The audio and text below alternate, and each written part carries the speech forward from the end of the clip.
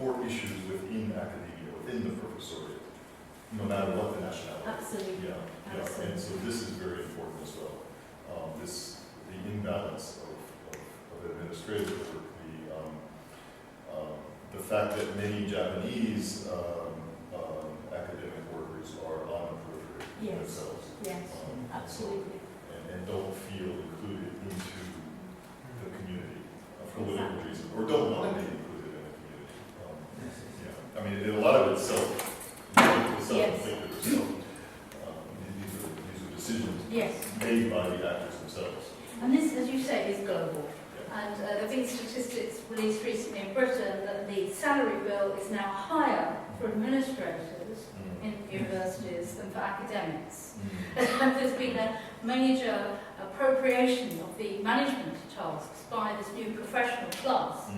And the result is that academics are getting more, or feel they're getting more and more marginalised and peripherised, excluded from decision making. That there's this new cadre of the professional services with very high salaries and hugely developing. So we have impact officers, we have quality assurance officers, etc. And that's happening across the public services, health, education, etc. So absolutely, you get the core and periphery within universities, not just within the global. Yes. Thank you. Others? Related to his comment, Yes. like Greg speaks Japanese very well, Yes. with document, Yes. the more jobs come to him. Oh, He must work double. right, not a good idea. Because from the Japanese mindset, Yes. oh, now I can treat him another Japanese, not foreigner anymore. Yes. Some of my colleagues in Hiroshibashi intentionally do not want to Japanese language because I want to enjoy my peaceful life. Yes. I don't want to be involved in anything. Yes. Okay? Stay on the periphery. Yeah, yeah. Yeah. So even The Japanese. gaijin part. Yeah, Yeah. even some Japanese. My background, I was a staff member in university. I can work so many paperwork. And sometimes my colleagues say, you should don't work too much because people bring more documents to you. And then that doesn't reflect the salary. Absolutely. No. And this relates very much to the sheer research on leadership that we've done, that it's becoming less and less of an object of desire for people.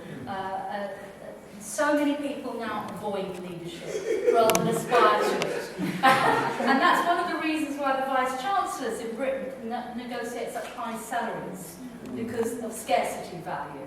And the salaries here are just ridiculously high compared to Japan, Sweden, etc. But they argue that, well, not many people would want to take this on, and the sizes of the universities are comparable with the sizes of companies, industry, and we should be paid at the same rate. So there is a crisis in leadership, generally, in higher education. Referring to the leadership, Yes. I'm thinking that there has been a kind of a trend in the UK higher education sector to bring international high flyers of these Yes. major academic leaders to become the vice chancellor. Yes. Oxford, Cambridge, Absolutely. all run by the foreigners. Yes. And then I think that's a kind of maybe I don't know whether it's unique, but that tells a lot about the UK culture, cultural openness. But in many countries, not just Japan or Korea, often the management leadership represents the ownership of the territory. So they don't necessarily want to share it with or invite foreigners, outsiders. And how would you explain this? Well, I've got different theories for this. Part of it is exilic thinking. Yeah? So you bring externality forces in who will see things differently, will shake it up. So you disrupt routinization because everybody is an insider and immersed. You bring the outside. We've done that a lot in Britain. A lot of people from Australia. And they come here, they restructure and then create chaos and go home. I make films. Oh dear, sorry, that's the end of my invitations to Australia. But so the exilic thinking. But there's also, I think, a cruder explanation, and I'll invoke your historical knowledge of the Paris Commune. Paris Commune, come on, Simon's our historian here. But the Paris Commune, they brought in soldiers who did not speak the same language as the communards. Okay, because French is a recently developed language, they have lots of different languages in France. So they brought in the soldiers to shoot the communards who didn't speak the same language. Now, that's a bit abstract, and I'm usually make a lot of associations, but the idea is that you bring people in who do not have the connections with people in the organisation, who do not have the friendships, the social networks, the obligations, the history, shared history, shared understandings. They have no obligations to anybody. So they can be ruthless, they can make cuts, they can get rid of people, they can make people redundant, etc. And there is a very strong strategy to do that. And that's another explanation why the top management is often brought in from overseas. Also, it's the market mechanism. Yes, that all goes without saying. But I'm saying in terms of the dynamics, there are some quite complex explanations that we could look to. This speech reminds me is Vice Chancellor of Oxford University coming from New Zealand. Exactly. Yes. Simon. Yeah, thank you very much. I thought it was fantastic. You know, what a great way to capture the project in every dimension. You shared that. I wondered, what you've done is you've gone and you've kind of lifted up the rock to see what's underneath and see how people are experiencing the system. And I thought your presentation captured really well the things that might need to change and the things that could be held onto. But I also wondered from the team, having been out there, by looking at what does it make you think about Us. your own system? So not academia in Japan, but academia in the UK. What kind of did you bring back with you and think, oh, we could learn this or we could change that? Wonderful question. But again, it's about the exilic thinking and externality, isn't it? And I want to stress that when we say lift up the rocks, we're not doing it to look at all the insects. Well, I'm going from your commune one. We're not suggesting for one moment that Japan has problems and nowhere else does. We're not saying that. What's happening in Japan is a microcosm of what's happening in the global knowledge economy. And the situation with migrant academics could be seen to represent the situation with academic labour globally. That we're moving towards precarity, we're moving towards disposability, we're moving away from the post-Fordist model to this whole neoliberal movement, flow, exchange, etc. We have changed our models and changed our expectations. What does it make us see? Well, we talked endlessly about this. Go on, Marion. I just want to say that in several instances we have paused in awe. Yes. To say, wow, this is great. How do you maintain this? Please don't change to be like us. Yeah.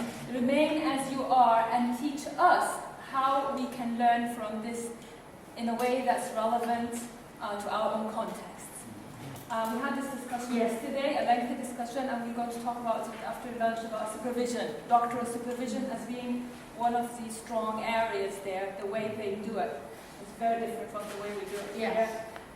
Based on accounts from doctoral students about the quality of supervision that they have had. So I think it's a matter of, as Louise said, we're not looking for like lifting the rocks to look for the insects, but and we were very aware of that. Remember, Louise, when we said that when we really want to, before we went, we really want to make sure why we're going. And that was very purposeful. And also the importance of involving all our Japanese colleagues who can fill in those cultural gaps that we might not understand or see because they are part of that context. And I think I understand that today is the last day of the project, but I also feel that it's the beginning of a further exploration and understanding of the particularities and complexities of higher education in Japan? Also, thank you, Maren. Also, a short answer is the extent to which we have been neoliberalised in Britain and we've internalised that political economy. And this is a fear we heard expressed in Japan. They look at Britain, as many countries, Sweden does as well, Finland does as well, thinking, let's not go there. We represent some kind of end of a continuum of neoliberalisation, but the rest of the world, just as we're all looking at your demographic time bomb in Japan, the rest of the world is looking at Britain as the most neoliberalised example of higher education. And if you look at flows of policy transfer, we have exported a lot of our neoliberal practices around the globe. We have research audit in Hong Kong, in Italy, etc. We have a lot of the performance indicators have been globalised, etc. So Japan does look at us in some sort of horror. And when we had these discussions, it was apparent how hugely audited we are compared to our colleagues in Japan. And how there are advantages and disadvantages in terms of student entitlements and rights, etc. It's much more codified in Britain. People know where they are. But in terms of the regulation of academics in Britain, the Japanese colleagues look on in horror and really, really dread that kind of regulation and accountability and visibility could be transferred, as it has been to Australia, etc. So we do, every time we do comparative work, we look at ourselves and we look at others, and we are all connected through the global knowledge economy. So it's just a question of time unless we resist. Can I just clarify that when I said lifting up a rock, I'm quite excited by the geology. Oh. I find them attractive. The I don't find geologists. them as things to be. The geologists. I think they're quite exciting. The other thing I thought was fascinating was how wonderful it would be if some of my colleagues had 5-year contracts.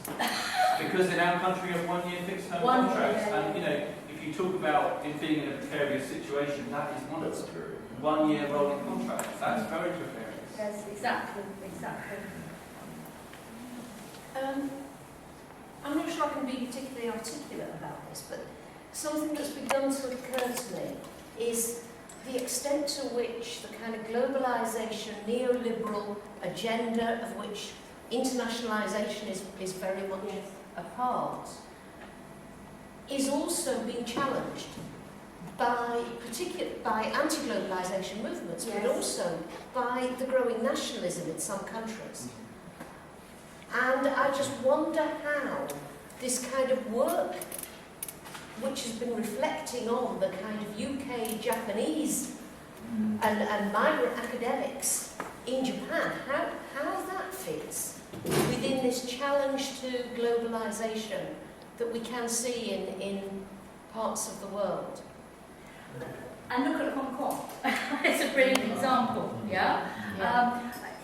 I think the challenges and the resistances come out in micro-level behaviours and relationships. And some of the tensions around language could be analysed in terms of resistance to the globalisation of higher education. And they're not always analysed in those terms, but there's a strong effective engagement with language and resistance to language. Also, what you were saying about the whenever we have these discussions, we sometimes forget that there are interventions around the globe that are challenging neoliberalism, like free universities, for example. There's one in Brighton, community universities, etc. Industrial action, we've had a lot of that in Britain. When I'm in Sweden, they see us all as passive, just accepting all this horrific regulation. I said, no, actually, we do fight back. We've had a lot of trade union activity in Britain, and this is happening in many cases. There's the whole Scholars at Risk movement, which are saying, Japan could really play a big part in this. People who are losing their jobs and sometimes their lives for creating knowledge that is anti-state, that is critical of the state. And Judith Butler has done some brilliant theorisation of this, about how knowledge can be seen as so dangerous. And people having to leave their countries because of the knowledge they've created, like in Turkey and in Brazil. The Central European University in Budapest is closing gender studies, trying to close sociology, etc. So there's all of that going on as well. And as you say, the new nationalisms, that people feel they can close their higher education system down to meet the new nationalist agenda of their particular nation state. So there's a lot of turmoil going on that isn't always reflected in these projects, because there's often an imposed sort of linearity in them. But it's very, very messy. Higher education globally is messy. So people think they can regulate and invest and internationalise and B will follow A, and it doesn't. It's a messy business, and we have to live with that confusion, I think. On that note, I think we're all going to have a photo taken.